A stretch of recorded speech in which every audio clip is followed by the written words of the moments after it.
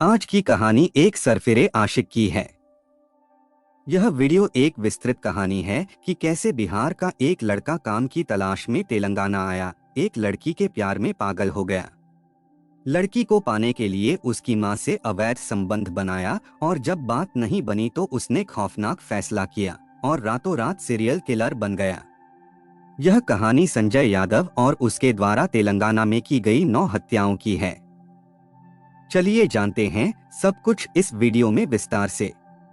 पूरी कहानी सुनकर आपके रोंगटे खड़े हो जाएंगे।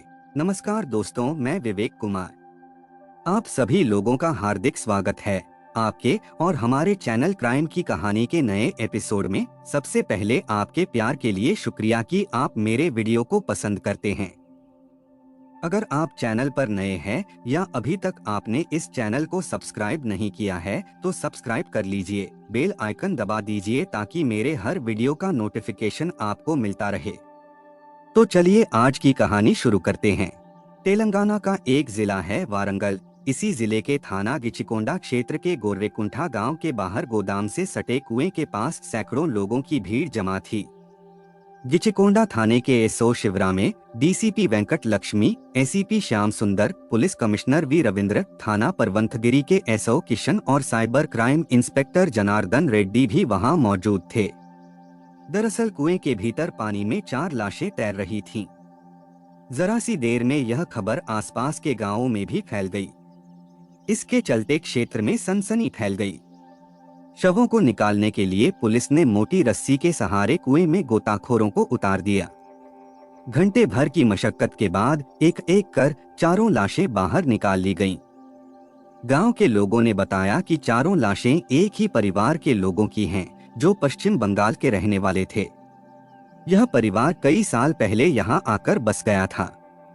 मृतकों के नाम थे मोहम्मद मकसूद आलम, उसकी पत्नी निशा आलम, बेटी बुशरा खातून और बेटा शादा। ताज्जुब की बात यह थी कि इस परिवार के 2 सदस्य लापता थे, जिसमें एक मकसूद का बेटा सोहेल आलम और बुशरा खातून का 3 वर्षीय बेटा। उनका कहीं पता नहीं था। इन दोनों के लापता होने से पुलिस के माथे पर परेशानी की लकीरें खिंच गई थीं। पुलिस ने लाशों का मुआयना किया तो उनकी स्थिति देखकर आत्महत्या करने का मामला लग रहा था, क्योंकि उनके शरीर पर कहीं भी चोट के निशान नहीं थे। अगर मृतकों की हत्या की गई होती तो उनके शरीर पर कहीं ना कहीं चोट के निशान होते, जबकि ऐसा कुछ भी नहीं था। मामला आत्महत्या का है या हत्या का, इसका पता पोस्टमार्टम रिपोर्ट आने के बाद ही चल सकता था। पुलिस ने जरूरी कार्रवाई पूरी करके 4 शव पोस्टमार्टम के लिए जिला अस्पताल वारंगल भिजवा दिए। यह 21 मई 2020 की बात है। आगे की कार्रवाई करने के लिए पुलिस को 4 शवों की पोस्टमार्टम रिपोर्ट का इंतजार था। लेकिन अगले दिन सुबह उसी कुएं में 5 और लाशें तैरती हुई दिखी तो गांव ही नहीं समूचे जिले में सनसनी फैल गई। यह सोचकर पुलिस के भी हाथ पांव फूल गए कि आखिर ये लाशें कहां से रही हैं। पुलिस अधिकारी मौके पर पहुंचे और मोटी रस्सी के सहारे गोताखोरों को कुएं में उतारकर सभी लाशें बाहर निकलवाई। स्थानीय लोगों से लाशों की पहचान कराई गई तो उनमें से 2 लाशों की शिनाख्त आसानी से हो गई। उनमें से एक लाश मोहम्मद मकसूद परिवार के सोहेल आलम की और दूसरी बुशरा खातून के 3 वर्षीय बेटे की लाश थी। थोड़ी कोशिश के बाद 3 लाशों की पहचान त्रिपुरा के रहने वाले प्रवासी मजदूर शकील अहमद और बिहार के रहने वाले प्रवासी मजदूर श्रीराम और श्याम के रूप में हुई। शकील, श्रीराम और श्याम के शरीर पर कई जगह चोटों के निशान थे, जबकि सोहेल और बच्चे के शरीर पर कोई चोट नहीं थी। इस बार पुलिस को यह मामला आत्महत्या का नहीं लगा। शकील, श्रीराम और श्याम के शरीर पर चोटों को देखकर पुलिस का माथा ठनका कि कोई तो है जो इनकी हत्याओं को आत्महत्या का रूप देना चाहता है।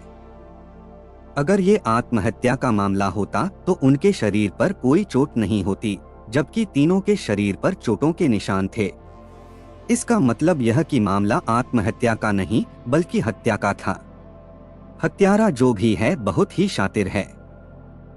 खैर, कानूनी कार्रवाई करके पुलिस ने 5 लाशों को पोस्टमार्टम के लिए जिला अस्पताल गिचिकोंडा भिजवा दिया। साथ ही पुलिस ने अज्ञात के खिलाफ धारा 302, 201, 120 बी के तहत मुकदमा दर्ज कर लिया।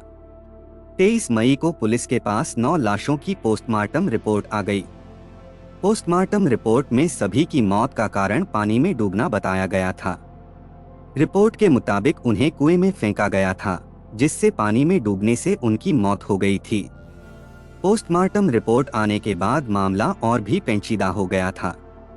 एक साथ इतने लोगों ने कुएं में कूदकर कैसे आत्महत्या की होगी? निश्चय ही यह मामला आत्महत्या के बजाय हत्या की ओर इशारा कर रहा था। इस घटना में कई लोगों के शामिल होने के संकेत मिल रहे थे। इस दिल दहलाने वाली घटना को जिसने भी देखा, उसका कलेजा कांप उठा। लाशों के अंबार से समूचे इलाके में सनसनी फैली थी। पुलिस ने घटना की जांच पड़ताल शुरू कर दिया। घटना के एक एक पहलू पर बड़ी बारीकी से जांच की थी।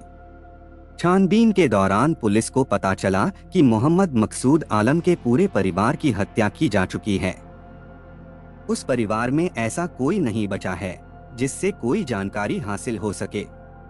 इससे एक बात स्पष्ट हो गई कि हत्यारे जो भी थे, इस परिवार से रंजिश रखते थे, तभी पूरे परिवार का खात्मा कर दिया था।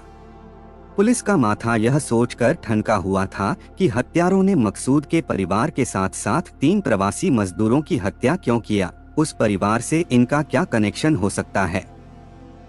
इस गुत्थी को सुलझाने का पुलिस के पास एक ही रास्ता बचा था। वह था मृतकों के फोन की कॉल डिटेल्स के आधार पर ही गुत्थी सुलझाई जा सकती थी। लेकिन पुलिस के पास मृतकों के फोन नंबर नहीं थे। ताज्जुब की बात यह थी कि मकसूद के घर से सभी मोबाइल फोन गायब थे। इससे एक बात तो पक्की थी कि इस लोमहर्षक घटना में मकसूद का कोई बहुत करीबी शामिल रहा होगा। उसके पकड़े जाने पर ही घटना का खुलासा हो सकता है। बहरहाल जांच पड़ताल के दौरान पुलिस के हाथ एक मजबूत सूत्र लगा, जिसके सहारे वह मृतकों के फोन नंबर हासिल करने में कामयाब हो गई। दरअसल मोहम्मद मकसूद की पत्नी निशा आलम के बड़े भाई की बेटी रफीका मकसूद के घर से थोड़ी दूरी पर अपने 3 बच्चों के साथ किराए के कमरे में रहती थी। रफीका की सबसे बड़ी बेटी 15 साल की थी। उसका नाम शाइस्ता था। शाइस्ता की मां रफीका करीब 2 महीने से रहस्यमय ढंग से लापता थी। रफीका मकसूद के दोस्त संजय कुमार यादव के साथ वारंगल से कोलकाता मां से मिलने गई थी। 3 दिनों बाद संजय तो वारंगल वापस लौट आया था, जबकि रफीका वापस नहीं लौटी थी। मकसूद के पूछने पर संजय ने उसे बताया था कि रफीका अपने रिश्तेदार के यहाँ रुक गई है, कुछ दिनों बाद घूम फिर कर लौट आएगी, चिंता की कोई बात नहीं। कई दिन बीत जाने के बाद भी जब रफीका बच्चों के पास वापस नहीं लौटी तो मकसूद को चिंता सताने लगी। पुलिस को यह भी जानकारी मिली कि मोहम्मद मकसूद ने जब संजय से रफीका के बारे में पूछा तो वह बिदक गया। उसके बाद दोनों के बीच विवाद हुआ। 20 मई 2020 को मकसूद के बड़े बेटे शादाब का जन्मदिन था। बेटे के जन्मदिन पर उसने घर पर एक छोटी सी पार्टी का आयोजन किया था। पार्टी में मकसूद के परिवार के अलावा उसका दोस्त शकील और पड़ोस के 2 प्रवासी मजदूर श्रीराम और श्याम शरीक हुए थे। पार्टी रात 10 बजे तक चली थी। शाइस्ता के बयान से संजय का चरित्र शक के दायरे में आ गया था। शाइस्ता से पुलिस को मकसूद आलम, उसकी पत्नी निशा आलम, बेटी बुशरा और दोनों बेटों शादाब और सोहेल के फोन नंबर मिल गए। पुलिस ने मकसूद आलम के फोन की कॉल डिटेल्स निकलवाई। शाइस्ता के द्वारा पुलिस ने संजय का भी फोन नंबर हासिल कर लिया था। उसके नंबर को पुलिस ने सर्विलांस पर लगा दिया था ताकि उसकी हर गतिविधि पर नजर रखी जा सके। मकसूद की कॉल डिटेल्स से पुलिस को पता चला कि संजय और मकसूद के बीच कई बार लंबी लंबी बातें हुई थीं। घटना वाले दिन शाम 6 बजे के करीब मकसूद ने संजय को कॉल किया। मकसूद का फोन 4 घंटे चालू रहा। फिर रात 10 बजे उसका और उसके पूरे परिवार के फोन बंद हो गए थे। परेशान करने वाली बात यह थी कि घर के सभी सदस्यों के फोन एक ही समय पर कैसे बंद हुए। इसका मतलब साफ था कि उस वक्त हत्यारे मकसूद के घर में मौजूद थे। उन्होंने ने ही फोन स्विच्ड ऑफ करके अपने कब्जे में ले लिए होंगे ताकि पुलिस उन तक आसानी से ना पहुंच सके। दिल दहला देने वाली घटना को घटे 3 दिन बीत चुके थे। घटना को लेकर समूचे राज्य में दहशत थी। पुलिस पर जनता का काफी दबाव था। लोग मांग कर रहे थे कि घटना का खुलासा जल्द से जल्द करके हत्यारों को जेल भेजा जाए। जल्द खुलासा न होने पर लोगों ने पुलिस प्रशासन के खिलाफ बड़ा आंदोलन करने की चेतावनी भी दिया। पुलिस कमिश्नर वी रविंद्र ने डीसीपी वेंकट रेड्डी को घटना का खुलासा जल्द से जल्द करने के आदेश दे दिए। घटना की छानबीन में यह मामला आत्महत्या का नहीं बल्कि हत्या का प्रमाणित हो चुका था। मृतक मकसूद का दोस्त संजय कुमार यादव शक के दायरे में पहले ही आ चुका था। अब तक की जांच के दौरान जुटाए गए साक्ष्य संजय के खिलाफ थे। 24 मई 2020 को पुलिस ने शक के आधार पर संजय को गिचिकोंडा से हिरासत में ले लिया। जब उससे पूछताछ की तो वह बार बार खुद को निर्दोष बताता रहा। पुलिस ने जब उससे सख्ती से रफीका के बारे में पूछा तो उसके चेहरे पर हवाइयां उड़ने लगीं। संजय समझ चुका था अब और देर तक उसका नाटक चलने वाला नहीं है। इसके बाद वह डीसीपी रेड्डी के पैरों पर वह गिरकर गिड़गिड़ाने लगा, साहब मुझे मत मारिए, मैं सच सच बताता हूँ, सभी हत्याएं मैंने ही की हैं। क्या? संजय के मुंह से हत्या की बात सुनकर सभी पुलिसकर्मी हैरान रह गए। क्या करता सर, मैं मजबूर था। रफीका के बारे में सवाल पूछ पूछ कर मकसूद और उसके घर वालों ने मेरा दिमाग खराब कर दिया था। राज छिपाने का मेरे पास यही आखिरी रास्ता बचा था। इसके बाद संजय पूरी कहानी से परत दर परत पर्दा उठाता चला गया। संजय के बयान के आधार पर दिल दहला देने वाली कहानी कुछ ऐसे सामने आई।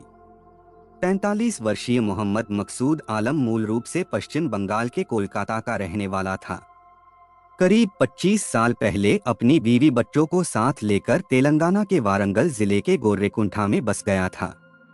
तब वारंगल जिला आंध्र प्रदेश में पड़ता था। पत्नी निशा आलम और 3 बच्चे शादाब, बुशरा खातून और सोहेल। मकसूद का बस यही घर संसार था। ब्याह के बाद से बेटी बुशरा मायके में बेटे के साथ रहती थी। मोहम्मद मकसूद आलम और उसकी पत्नी निशा आलम बोरे बनाने वाली एक फैक्ट्री में काम करते थे। उसी फैक्ट्री में बिहार के दरभंगा जिले का रहने वाला 26 वर्षीय संजय कुमार यादव भी काम करता था। मिलनसार, कर्मठ और व्यवहार कुशल संजय ने अपने व्यवहार से मकसूद ही नहीं सभी कर्मचारियों के दिलों में जगह बना ली थी। मकसूद भले ही उम्र में संजय से 20 साल बड़ा था, लेकिन वह संजय को अपना दोस्त मानता था। उसका मकसूद के घर भी आना जाना था। मकसूद के बच्चे उसे चाचा कहते थे। संजय की मकसूद के घर के भीतर तक पैठ बन गई थी। उसके घर वाले जानते थे कि वह नेक इंसान है और अकेला रहता है। मकसूद की पत्नी निशा जब भी कुछ अच्छा पकाती थी तो संजय को खाने पर जरूर बुलाती थी। संजय की जिंदगी में सब कुछ ठीक ठाक और मजे से चल रहा था। इसी बीच उसकी किस्मत में रफीका आकर बैठ गई। रफीका मकसूद की पत्नी निशा के भाई की बेटी थी। किस्मत की मारी रफीका कई साल पहले कोलकाता से बच्चों को साथ लेकर फूफी के पास रहने आई थी। रफीका के 3 बच्चे थे। बच्चों की परवरिश की जिम्मेदारी उसी के कंधों पर थी। 5 साल पहले रफीका को उसके पति ने तलाक दे दिया था। तलाक के बाद से रफीका की जिंदगी तबाह हो गई थी। इस महंगाई के जमाने में 3 बच्चों का भरण पोषण करना कोई मामूली बात नहीं थी। वह भी तब जब आय का कोई स्रोत ना हो। वह दिन रात इसी चिंता में रहती थी कि जीवन की नैया कैसे चलेगी, कौन हमारा खेवनहार होगा। रफीका की सबसे बड़ी बेटी शाइस्ता 15 साल की हो चुकी थी। रफीका को सबसे ज्यादा उसी की चिंता सताती थी। रफीका की जिंदगी दूसरों के रहमोकरम पर चल रही थी। निशा से भतीजी की तकलीफ देखी नहीं जा रही थी तो उसने उसे कोलकाता से अपने पास गोरेकुंठा बुला लिया। मालिक से सिफारिश करके मकसूद ने रफीका को भी अपनी फैक्ट्री में नौकरी दिलवा दिया। तभी से वह बच्चों को लेकर फूफी के साथ रह रही थी। संजय मकसूद का दोस्त था। उसकी घर में भीतर तक पैठ भी थी। संजय की नजर रफीका के गोरे चेहरे पर पड़ी तो वह उसे मन भा गई। कुंवारे संजय ने अपने दिल पर रफीका का नाम लिख दिया। जब संजय ने रफीका की कारुणिक कहानी सुनी तो उसके प्रति उसका प्रेम और भी बढ़ गया था। उस दिन से संजय रफीका और उसके बच्चों का खास ख्याल रखने लगा। वह उनकी जरूरत के सामान लाकर देता रहता था। कह सकते हैं कि वह अभिभावक की तरह बच्चों की जरूरतें पूरी करने लगा। उसका समर्पण देख रफीका भी संजय की ओर आकर्षित हुए बिना नहीं रह सकी। दोनों के बीच भावनात्मक रिश्ते बनते गए। अब रफीका संजय के लिए दोनों वक्त का खाना पकाती, उसे खिलाती और उसके कपड़े भी धोकर देती थी। दोनों ओर प्यार की चाहत थी। यह बात मकसूद और उसकी पत्नी निशा को भी पता चल गई थी, लेकिन उन्होंने कोई आपत्ति दर्ज नहीं किया। संजय ने शहर में किराए का एक कमरा ले लिया था। रफीका और उसके बच्चों को साथ लेकर वह उसी कमरे में रहने लगा। दोनों पति पत्नी की तरह रह रहे थे। उनके बीच जिस्मानी संबंध भी बन चुके थे। रफीका संजय पर शादी करने के लिए दबाव बनाने लगी थी। वह अपने रिश्ते को छिपाकर नहीं जीना चाहती थी, क्योंकि समाज ऐसे रिश्ते को गंदी निगाहों से देखता है। वह पत्नी का पूरा हक चाहती थी। संजय ने उससे थोड़ा वक्त मांगा। इस पर रफीका राजी हो गई। एक दिन संजय की शर्मनाक हरकत देखकर रफीका हैरान रह गई। वह बेटी समान शाइस्ता के जिस्म के साथ छेड़छाड़ कर रहा था। शाइस्ता उससे बचने के लिए इधर उधर भाग रही थी। संयोग से इसी बीच रफीका की नजर उस पर पड़ गई। संजय की घिनौनी हरकत देखकर रफीका का खून खौल उठा। उसने संजय को आड़े हाथों लेते हुए खबरदार किया और कहा कि आइंदा मेरी बेटी से दूर रहना। उस पर बुरी नजर डालने की कभी कोशिश की तो मुझसे बुरा कोई नहीं होगा। सीधे पुलिस में शिकायत कर दूंगी। रफीका की धमकी काम कर गई। उस दिन के बाद से संजय शाइस्ता से दूरी बनाकर रहने लगा। उसने शाइस्ता को लेकर अपने मन में जो अरमान पाले थे उन पर पानी फिर गया था, लेकिन वो ऐसा हरगिज होने देना नहीं चाहता था। दरअसल शातिर दिमाग वाला खतरनाक संजय दोहरा चरित्र जी रहा था।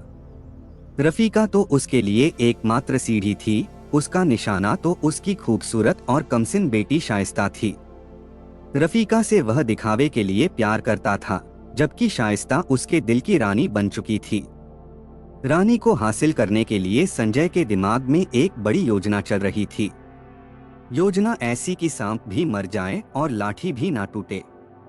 संजय ने रफीका को रास्ते से हटाकर उसकी बेटी शाइस्ता से ब्याह रचाने की योजना बना लिया। वह समझ चुका था कि जब तक रफीका जिंदा रहेगी, शाइस्ता उसकी नहीं हो सकती है। योजना के मुताबिक 8 मार्च 2020 को संजय मकसूद से यह कहकर रफीका के साथ गरीब रथ एक्सप्रेस से कोलकाता के लिए रवाना हुआ कि वह रफीका से निकाह करना चाहता है। वह उसके माँ बाप के पास शादी की बात करने जा रहा है। इस पर ना तो मकसूद ने कोई आपत्ति की और ना ही उसकी पत्नी निशा ने किया। मकसूद की ओर से रजामंदी मिलने के बाद ही 8 मार्च 2020 की रात वारंगल से दोनों कोलकाता के लिए रवाना हुए थे। उसके तीनों बच्चे घर पर ही थे। घर से निकलने से पहले रफीका ने बच्चों से कह दिया था कि वह संजय के साथ मां से मिलने कोलकाता जा रही है। 4 दिनों बाद वह वापस लौट आएगी। तुम सब ठीक से रहना, अपना ख्याल रखना। किसी चीज की जरूरत पड़े तो निशा फूफी से कहकर ले लेना। खैर उस रात रेलगाड़ी वारंगल से तड़ेपल्लगुडम पहुंची तो रफीका की पलकें झपकने लगी। वह सो गई तो संजय ट्रेन से प्लेटफार्म पर उतरा। स्टॉल से उसने एक पैकेट छाछ का लिया और वापस ट्रेन में अपनी सीट पर बैठ गया। एक डिब्बे में छाछ पलटकर उसने बड़ी सफाई से उसमें नींद की 10 गोलियों का चूर्ण मिला दिया। जब दवा छाछ में घुल गई तो उसने नींद में सोई रफीका को जगाकर छाछ पिला दिया। छाछ पीने के बाद वह फिर सो गई। उसे क्या पता था कि जीवन का हमसफर बनने वाला संजय यमराज बनकर उसकी जिंदगी छीनने वाला है और अब वह चंद पलों की मेहमान है। थोड़ी देर बाद दवा ने अपना असर दिखाना शुरू किया। संजय ने रफीका को हिला डुला कर देखा। वह बेसुध पड़ी थी।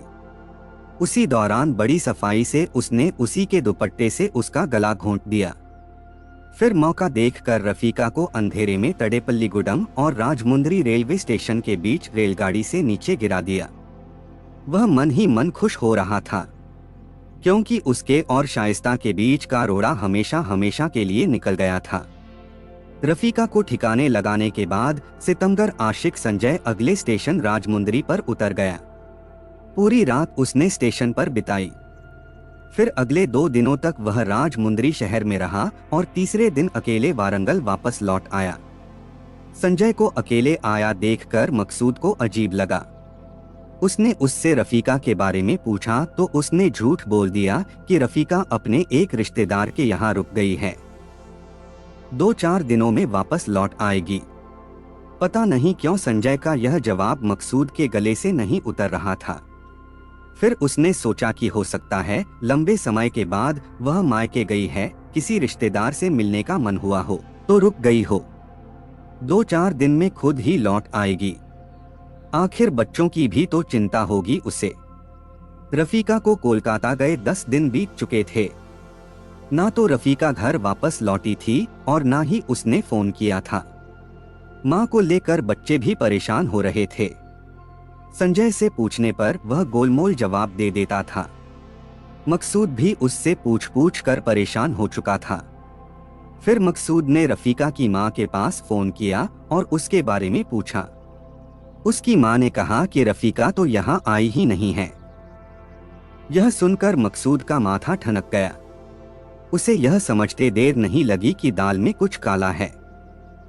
संजय ने रफीका के साथ जरूर कुछ ऐसा वैसा कर दिया है। इसी बीच कोरोना संकट को लेकर प्रधानमंत्री नरेंद्र मोदी ने लॉकडाउन की घोषणा कर दिया, जिससे लोगों के घरों से निकलने पर सख्त पाबंदी लग गई।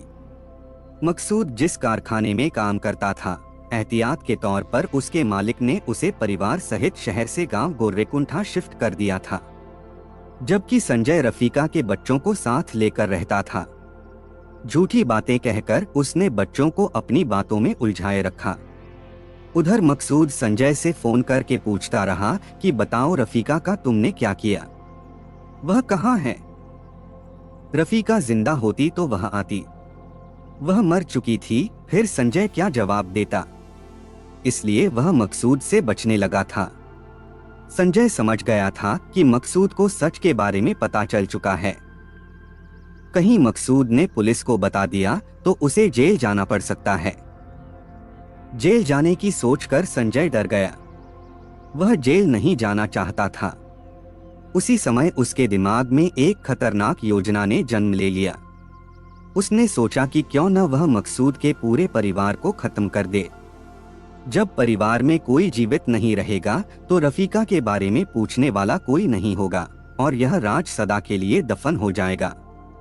खतरनाक विचार मन में आते ही संजय आगे की योजना बनाने लगा।